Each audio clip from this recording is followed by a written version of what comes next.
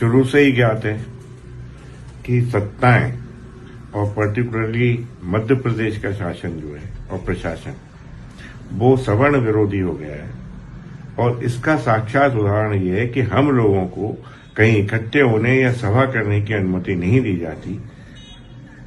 और 18 तारीख को जिस तरह से ऐलान किया गया कि एक अपराधी संतोष वर्मा, जिसके खिलाफ पूरे भारतवर्ष में हर जिले में आंदोलन हो रहे हैं, ज्ञापन दिए जा रहे हैं, एक अपराध दर्ज नहीं किया जाता, उसको बचाने के लिए समस्त दलित समाज, भीम आर्मी के सदस्य भोपाल जैसी जगह पर एकत्रित हो रहे हैं, जो हमारे प्रदेश की राजधानी है और जिसमें सत्ता। आपने सुना इस अनिल मिश्रा को। ये वही अनिल मिश्रा है जो अपने कुकर्मों की वजह से, यानी बुरे कर्मों की वजह से 4 दिन तक लगभग जेल काट के आया है। तमाम प्रयासों के बावजूद किसी तरह से ये जेल से छूट गया था। लेकिन अब देखिए, देश में, और मध्य प्रदेश की बात कर रहा हूं, अगर मध्य प्रदेश की बात की जाए तो अभी वहां भारतीय जनता पार्टी की सरकार है और वहां के मुख्यमंत्री मोहन यादव हैं। ये जो व्यक्ति अनिल मिश्रा है, ये जो अपने बुरे कर्मों की वजह से गया था, उसका कारण ये था कि विश्व रत्न बाबा साहब भीमराव रामजी अंबेडकर का ये व्यक्ति हमेशा तू तड़ा, गाली गलौज या जो भी वक्तव्य करता रहता था। और एक दिन हुआ ये कि तस्वीर जलाने की कोशिश की गई थी। जो भारत रत्न है, विश्व रत्न है, जिनको पूरा विश्व पूजा करता है, जिनको पूरा विश्व पढ़ता है, उस इंसान का इस भारत के अंदर बहिष्कार किया जाता है। संविधान रचयिता नहीं माना जाता है। ये अपने जाति के लोगों को मानने के लिए तैयार है कि नहीं, संविधान मेरे लोगों ने लिखा है। और इसी का कारण ये आदमी 4 दिन पहले जेल में गया था। एक आईएएस अधिकारी थे संतोष वर्मा, जिन्होंने, जो कथावाचक हैं आज के, उसके रुख को देखते हुए उन्होंने कहा था कि आरक्षण का जो ये विरोध करते हो, संविधान का विरोध करते हो, आरक्षण का विरोध करते हो, बाबा साहब अंबेडकर का विरोध करते हो। तो संतोष वर्मा जी ने कहा था कि आरक्षण तब तक रहेगा जब तक एक शूद्र का बेटा और एक उच्च जाति के बेटी से रिश्ता नहीं हो जाता। यानी कहा था, हमारे बेटे की रिश्ता तुम्हारी बेटी से नहीं हो जाता, तब तक आरक्षण रहेगा। इस बात को लेकर के वहां पे तमाम जो है संतोष वर्मा के खिलाफ हिंदू संगठनों के द्वारा, उच्च जाति के संगठनों के द्वारा हमेशा उनके खिलाफ में बगावत किया गया। लेकिन 18 तारीख को जेएस, मध्य प्रदेश की जो सबसे बड़ी संगठन है, भारत का सबसे बड़ा संगठन भीम आर्मी, और जेएस मध्य प्रदेश की संगठन जो आदिवासियों का कहलाता है, दोनों संगठनों और बहुजन समाज के तमाम एकजुटता दिखाते हुए 18 तारीख को जो विनय रतन भीम आर्मी के राष्ट्रीय अध्यक्ष हैं, उन्होंने इतनी बड़ी काफिला के साथ संतोष वर्मा के साथ एक बहुत बड़ा रैली किया। उनसे ये लोग कांप चुके हैं। मैं ये इसलिए बोल रहा हूं, इनका कहना है कि मतलब सरकार उनको आदेश देता है, सरकार समर्थन करता है इतनी बड़ी बड़ी रैलियां करने का।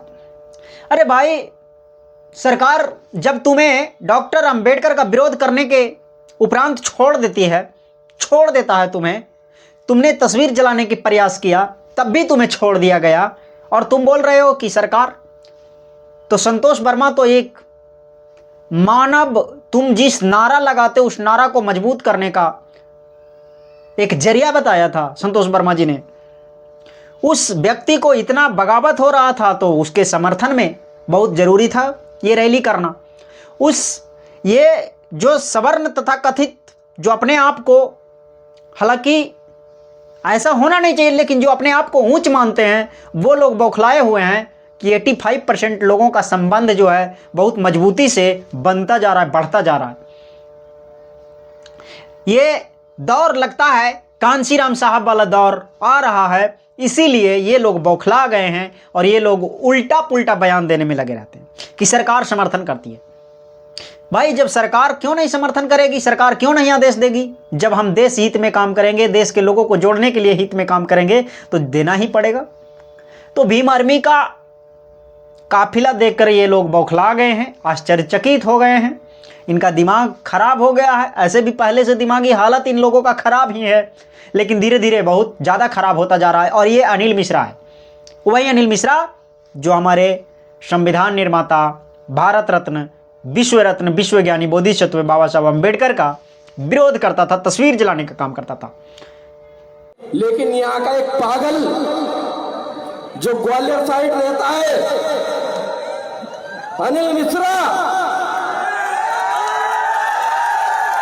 जो बाबा साहब को बोलता है कि बाबा साहब संविधान के निर्माता नहीं। अरे बेवकूफ, बाबा साहब को दुनिया पूछती है, तेरे बाप ने नहीं पूजा तो हमको पता नहीं, लेकिन तू नाजा दौड़ा दे। एक नया बाप खड़ा कर रहे हैं संविधान का, पता नहीं कहां से पकड़ कर लिया है, जो हमारे बाबा साहब को चाय पिलाता था, पानी पिलाता था।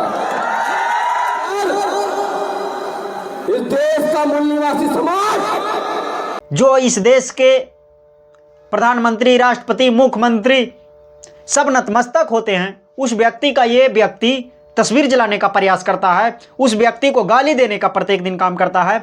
इस व्यक्ति को अभी तक क्या बोलता है, जेल से बाहर है और खुले में घूम रहा है, सांस ले रहा है, ये नहीं सोच सकता।